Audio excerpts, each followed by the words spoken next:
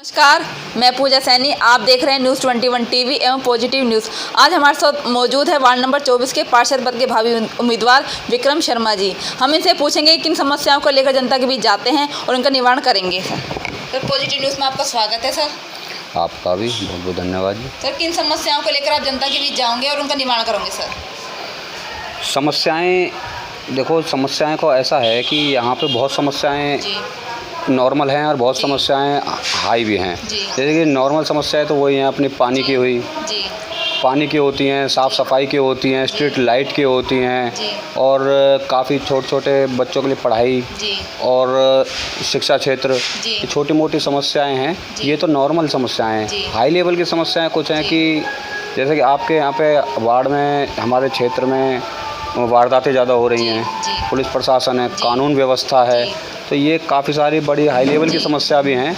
जिनको लेकर के हम जनता के बीच में, जिनका निवारण करने के लिए हम जनता के बीच में आना चाह रहे हैं। सर, महिलाओं की सुरक्षा के लिए क्या कदम उठाओगे? सर, आप महिलाओं की सुरक्षा के लिए ऐसा है कि हम अपने क्षेत्र में, हम अपने वार्ड में जो हमारी आर पार गलियां हैं उनमें हम गेट चढ़वाएंगे और सीसीटीवी कैमरे हर चौराहे पर, उस पर सीसीटीवी कैमरे लगवाने की हमारी इच्छाएं हैं। सर, आप राजनीति में क्यों आना चाहते हो? सर, राजनीति में ये मेरा एक पर्सनली मानना है कि राजनीति में कभी कोई आदमी खुद नहीं आता, ये जनता का एक चयन होता है कि अगर जनता को ऐसे लगता है कि कोई आदमी अगर हमारे भविष्य के लिए अगर सोचता है तो उसे जनता ही आगे करती है और जनता ही उसको अपना चयन करके आगे लाती है, राजनीति में डालती है। आपने शिक्षा कहाँ तक प्राप्त कर रखी है? सर, मैं ग्रेजुएशन हूँ जी। सर, वार्ड नंबर 24 में कुल कितनी वोट हैं? सर, वार्ड नंबर 24 में 4200 वोट हैं जी। सर, हम बात करें गरीब परिवारों की, बीपीएल कार्ड की, बुढ़ापा पेंशन के लिए क्या कदम उठाओगे? सर, बुढ़ापा पेंशन के लिए और आपके बीपीएल कार्ड्स के लिए, वैसे तो ये सारी चीज़ें आज गवर्नमेंट ने ऑनलाइन कर रखी हैं, लेकिन फिर भी इसमें कुछ हमारे बीपीएल कार्ड गरीब परिवार हैं और बुढ़ापा पेंशन के लिए बुज़ुर्ग महिलाएं और बुज़ुर्ग व्यक्ति हैं। मेरा अपना पर्सनल मानना ये है कि बुज़ुर्गों के लिए गवर्नमेंट को भी एक ऑटोमेटिक का सिस्टम करना चाहिए, जो कि अब गवर्नमेंट ने बोल दिया है कि फैमिली आईडी बनवाने के लिए। तो फैमिली आईडी के लिए मैं चाहूँगा कि फैमिली आईडी में हर परिवार की पूरी डिटेल्स शो हो रही है, तो उसमें मैं चाहता हूं कि गवर्नमेंट से ये अप्रोच लगाई जाए आगे के लिए कि जहां ऑटोमेटिक उनकी ईयर्स उसमें 60 हो जाए, उनको कहीं धक्के खाने की ज़रूरत ना पड़े, उनकी ऑटोमेटिक ही ऊपर से कि 60 का हो गया और उनके ये वोट बन जाने चाहिए। ऐसे ही बीपीएल पर जिनका वो नहीं दिया जाता है हमको कि भाई ये हमारे ज़्यादा गरीब हैं या अमीर हैं, उनका पहचान नहीं हो पाती है, तो इसके लिए मैं कह रहा हूँ एक सर्वे दोबारा कराया जाए जिसमें जो वास्तव में अपना गरीब है, जिनको ज़रूरत है, उनका निजीकरण करके छटनी की जाए और उनके बीपीएल कार्ड दोबारा से बनाए जाएँ।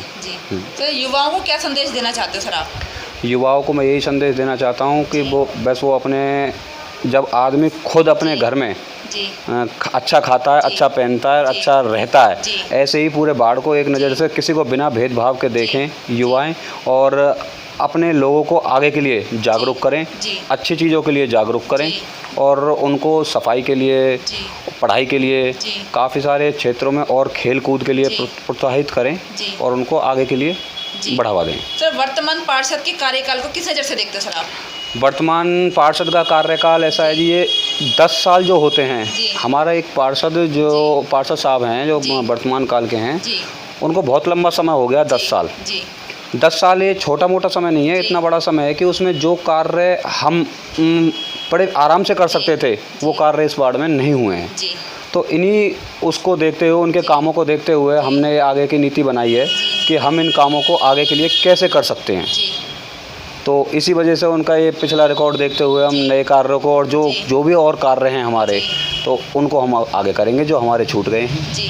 सर, आप ही बेहतर उम्मीदवार क्यों हैं? और भी खड़े हैं? सर, ये हर कोई आदमी अपने लिए सबसे पहले यही बोलता है कि आई एम द बेस्ट।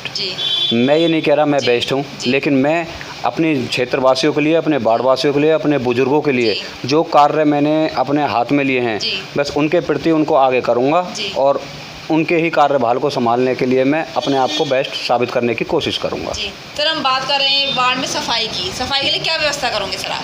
सफाई के लिए सफाई कर्मचारी ऑलरेडी हमारे कमेटी ने दिए हुए हैं, लेकिन जो सफाई कर्मचारी हैं उनका मेन क्या है, समय सीमा उनकी निर्धारित करनी पड़ेगी हमको, क्योंकि उनकी समय सीमा नहीं है कि कोई 1 महीने में आता है, कोई 1.5 महीने में आता है।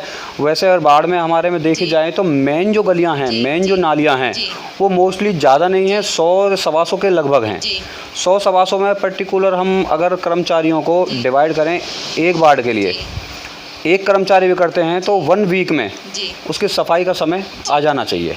ये ऐसा ना हो कि उनका 1 महीने लग जाए किसी नाली में, किसी में 2 महीने लग जाएं। मेन नालियां तो हम साफ़ कर ही सकते हैं, बाकी की छोटी जो गलियां हैं, छोटी गलियों में तो लोग बाग घरों के आगे से तो हर कोई अपने घर से थोड़ा बहुत सफाई करता ही है।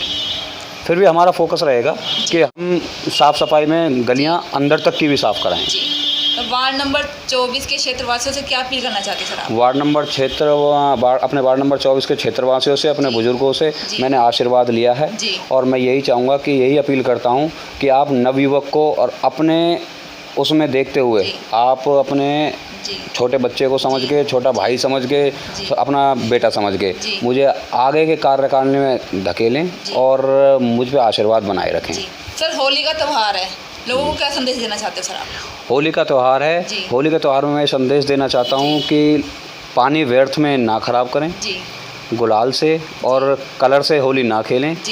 मैं तो एज ए अपना यंग बोलूँगा कि आप फूलों की होली खेलें और अपना गुलाल लगा करके बुज़ुर्गों को बस उसी में संतुष्ट रहें।